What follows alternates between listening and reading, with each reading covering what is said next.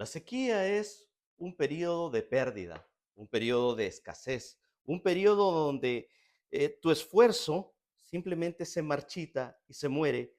La sequía no es 1 o 2 días sin lluvia, es un largo periodo en nuestra vida en que las cosas se están muriendo porque no hay bendición, porque no llueve sobre nuestra vida. La sequía es dura, es dolorosa. Y hoy vamos a saber qué hacer para poder acortar o terminar la sequía en nuestra vida y que vuelva a llover. Vamos a hablar de eso el día de hoy.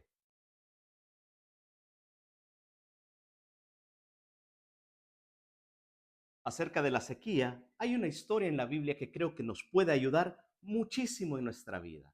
Había un rey que se llamaba Acab. En el periodo de Acab, esta historia la encuentras en Primera de Reyes capítulo 18, del 41 en adelante. Y quieres saber por qué vino la sequía a Israel, léete un poquito más atrás y te vas a dar cuenta que la sequía, que el dolor a Israel en esta historia vino por la desobediencia de Israel. Pero ese no es el tema el día de hoy. El tema del día de hoy es cómo enfrentar la sequía, cómo hacer que se haga más corta o que se termine. En el periodo de Acab, cuando él era rey, también existía, junto con él, existía un profeta, un hombre de Dios, alguien que estaba conectado con Dios. Y entonces Acab vino donde este profeta, donde el profeta Elías, y le dijo, Elías, ayúdanos, no llueve. Y Elías, un hombre de fe, le dijo, vete a tu casa porque viene una gran tormenta. Cuando Elías le dijo, viene una gran tormenta, el sol estaba quemando. Estaban en medio de la sequía con un gran calor, con un fuerte calor, con ese sol secándolo todo. Y este hombre, como una locura, dice, vete a tu casa porque viene una gran tormenta. Bueno, no sé si el rey lo habrá creído o no, y se fue. Entonces Elías tenía un siervo, tenía un sirviente, un asistente, un amigo, y le decía, sube al monte y mira si viene tormenta, si viene alguna nube, si hay señales de lluvia. Y cuando este hombre corrió al monte a ver si venía algo, Elías se arrodilló a orar y le pidió a Dios que lloviera. Y entonces el hombre vino de regreso y le dice, no hay señales de lluvia. Y aquí pasa lo primero, que muchas veces no vemos señal inmediata de nuestra oración y creemos que si no pasa algo rápido es porque no está en la voluntad de Dios. Y hemos hablado con fe y hemos creído de que Dios va a hacer algo, estamos orando y aún así no pasa. La sequía no se detiene, siguen viniendo los días malos. Pero este hombre, Elías, el profeta, le vuelve a decir a su siervo, a su asistente, corre al monte, y lo hizo 7 veces. Es decir, 7 veces oró y 7 veces corrió al monte y 7 veces no veían nada. No había señal. Otra persona hubiera dicho, puchica, yo dije que iba a llover y no va a llover. Cielos, ¿qué voy a hacer? Esto sí está complicado. Quiero que veas que la fe significa también perseverancia. El hecho que tengas fe no significa que debemos ser inconstantes y simplemente orar una vez y esperar que las cosas pasen. No, la fe también incluye perseverancia. ¿Por qué? No lo sé. Pero Jesús dice que oremos continuamente y que la oración persistente hace venir las cosas a nuestra vida. El poder de Dios se mueve donde hay fe y la fe muchas veces se manifiesta a través de nuestra perseverancia. Si alguien cree algo, persevera. Si alguien está convencido de que Dios va a hacer algo en su vida, continúa adelante. No renuncia, no simplemente abandona, sino que continúa adelante, aunque no se vean aparentes resultados inmediatos. porque esto no se trata de obtener los resultados inmediatos, se trata de que Dios mueva su mano a nuestro favor y eso requiere fe. Ok, entonces Elías le dice a su siervo, a su asistente, que corra al monte y lo hace 7 veces. Y aquí pasa algo interesante, que es nuestra segunda lección de hoy. La primera era la perseverancia.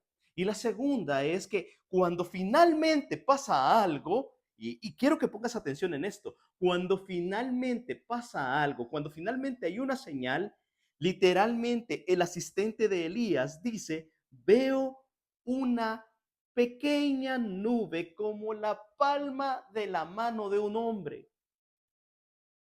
Y cualquiera diría, necesitamos una gran tormenta, nos estamos muriendo de sed, los animales se nos están muriendo, estamos perdiendo cosechas, no necesitamos una pequeña nube, no necesitamos una pequeña sombra, necesitamos un diluvio. Cuando esto pasa, cuando finalmente tenemos una respuesta, una señal, no debemos desilusionarnos por el tamaño de la respuesta o de la señal. Te lo voy a decir de esta manera. Cuando pasen las victorias pequeñas, estás metido en un gran problema, estás metido en una situación muy difícil y de repente hay una pequeña victoria. Te pasa algo bueno, por pequeño que sea. ¿Sabes qué tienes que hacer? No maldigas la primera respuesta que recibes del cielo. No te quejes del tamaño de la primera respuesta que recibes de Dios. Sé agradecido en todo y de todo. Tienes que aprender a valorar las cosas pequeñas que da Dios, porque el que es fiel sobre lo poco será puesto sobre lo mucho. Y ser fiel muchas veces no significa solamente administrar, porque alguien puede administrar algo con la peor de las actitudes. Alguien puede ser muy buen administrador con un corazón ingrato, pero la fidelidad es también agradecer y reconocer que aún las cosas más pequeñas vienen de Dios.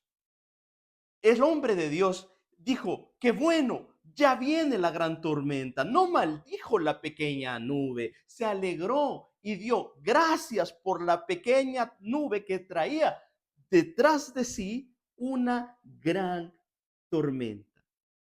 Probablemente muchas veces nosotros matamos nuestros milagros por la ingratitud. Muchas veces Dios no puede bendecir un corazón ingrato. Dios nos está llamando a que tengamos una fe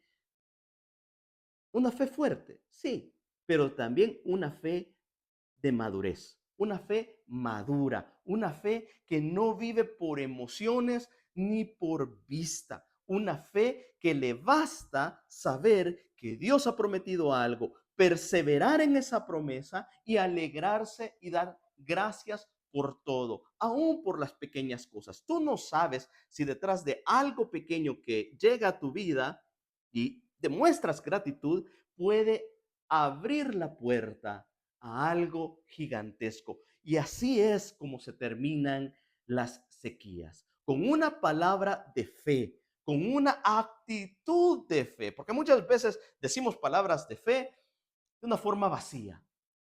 No, tenemos que tener una actitud de fe, una certeza de lo que esperamos, la convicción de que Dios hará y ser agradecidos hasta por los pequeños cambios, ser agradecidos por aquello pequeño que llegó a tu vida y que no te esperabas. Entonces, ¿cuándo termina la sequía? Con una palabra, una actitud de fe, gratitud por todo, aún por las cosas pequeñas.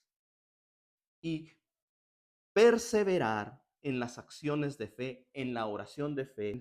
Dios está haciendo algo maravilloso y esta sequía se va a terminar. Pero cuando la sequía se termine, cuando finalmente la sed se vaya, cuando tus campos vuelvan a florecer, por favor, no te alejes de Dios, no te alejes de la iglesia, no te alejes de tu lectura de la palabra, no te alejes de Jesús. Dios siempre tiene algo más para nosotros, pero sobre todo debemos de tener un corazón agradecido.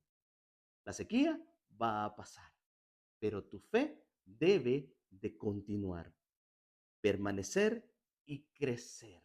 Soy Ramón Santín y nos vemos pronto.